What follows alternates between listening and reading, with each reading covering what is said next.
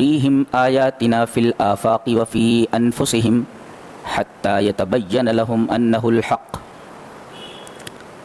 قریب ہی ہم اپنی نشانیوں کو آفاق اور انفس میں دکھائیں گے تاکہ یہ بات لوگوں پر اچھی طرح واضح ہو جائے کہ قرآن نے جو کچھ بتایا ہے وہ سب حق ہے.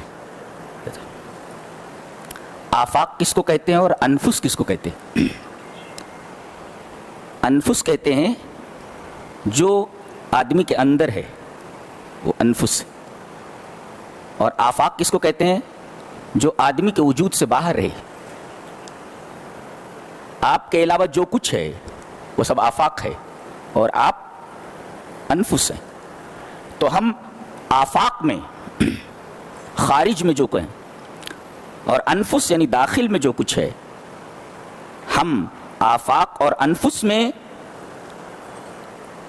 اپنی نشانیاں دکھانے والے ہیں، اور ان نشانیوں سے تم کو معلوم ہو جائے گا کہ قرآن نے جو بات کہی ہے ایک ایک بات مبنی برحق ہے. جیسے اس میں بیان ہوا ہے کہ ایک پیغمبر تھے جن کو مچھلی نے نگل لیا تھا اور وہ کئی دنوں تک مچھلی کے پیٹ میں رہے. عقل اس کو قبول نہیں کرتی ہے. عقل پرست یہ کہتے ہیں کہ جہاں آکسیجن نہ ہو وہاں آدمی زندہ نہیں رہ سکتا. اللہ تبارک و تعالی نے اپنی نشانیاں اس طریقے کی کئی بار دکھائی ہیں. مثلا 1990 کا واقعہ ہے کہ فاک لینڈ کے پاس ایک جہاز ویل مچھلیوں کا شکار کر رہا تھا.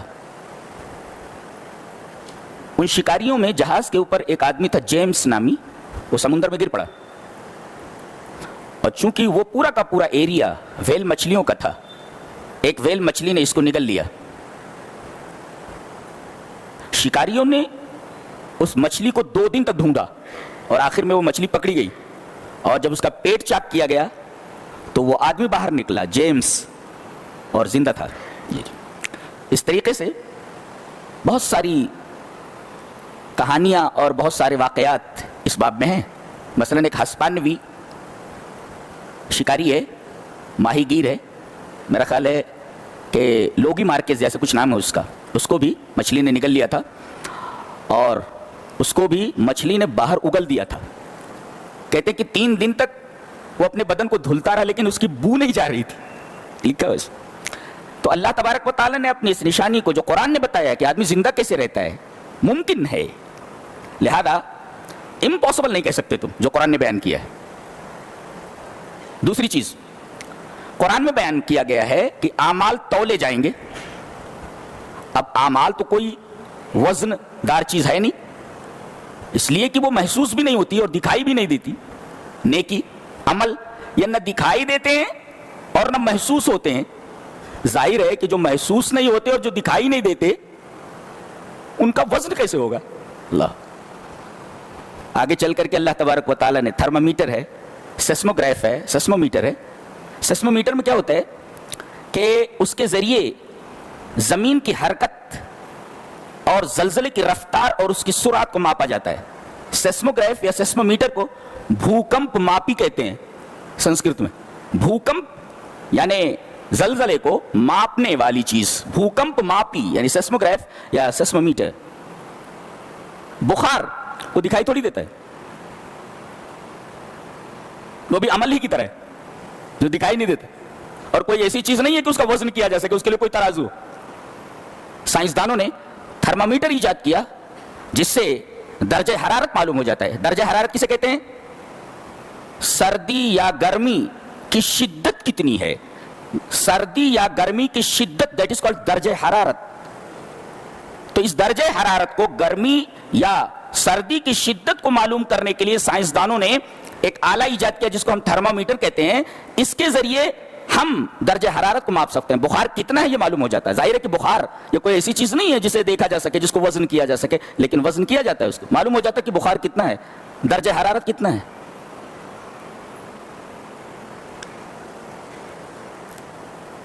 اس میں لکھا ہوا ہے ایک پرندہ تھا ہدہد، وہ حضرت سلیمان علیہ السلام سے بات کرتا تھا،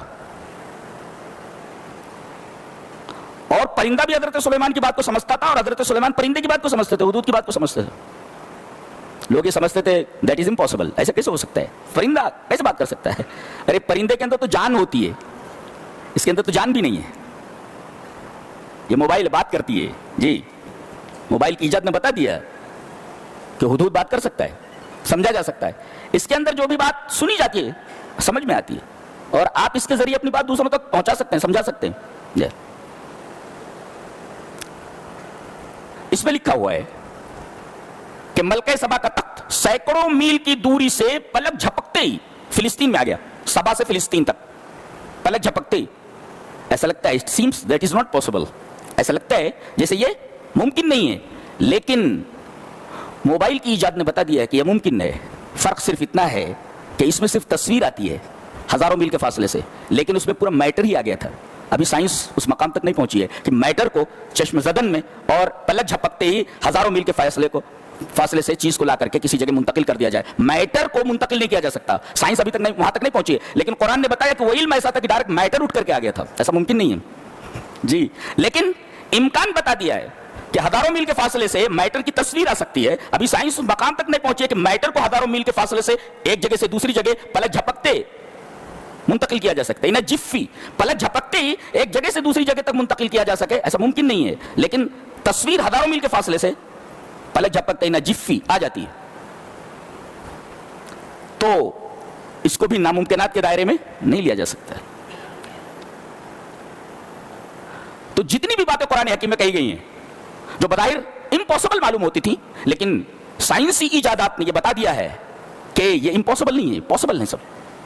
اب دیکھیے آیت کریمہ، سنوریہم آیاتنا فی الآفاق وفی انفسہم، ہم تمہارے انفس میں اور آفاق میں ہم اپنی نشانیاں دکھائیں گے ان قریب، تاکہ واضح ہو جائے کہ انہ الحق، کہ قرآن نے جو جو باتیں کہی ہیں اس کا ایک ایک لفظ مبنی پر حق ہے۔ ہاں کچھ چیزیں ہیں جو بھی ظاہر نہیں ہوئی ہیں، وہ اپنے وقت کی منتظر ہیں، وقت آئے گا تو وہ چیزیں آدمی اپنی آنکھوں سے دیکھ لے گا۔ مثلا خروج دجال، دجال کون ہے معلوم ہو جاتا، وہ دابا، وہ جو چوپایا نکلے گا زمین سے، اس وقت جو لوگ ہوں گے وہ دیکھ لیں گے۔ اسی طریقے سے حضرت عیسیٰ علیہ السلام کو نزول، جو لوگ اس وقت موجود ہوں گے دیکھ لیں گے۔ خروج یاجوج و ماجوج، یاجوج ماجوج ابھی نہیں سمجھ میں آ رہے ہیں کہ کون ہے، لیکن خروج یاجوج ماجوج اپنے وقت کا منتظر ہے، وقت آئے گا تو معلوم ہو جائے گا لوگوں کو، اچھا یہ یاجوج ماجوج ہیں، یہی ہیں جن کا بیان قرآن حکیم میں ہے کہ ایک دن وہ باہر آ جائیں گے، نکلیں گے۔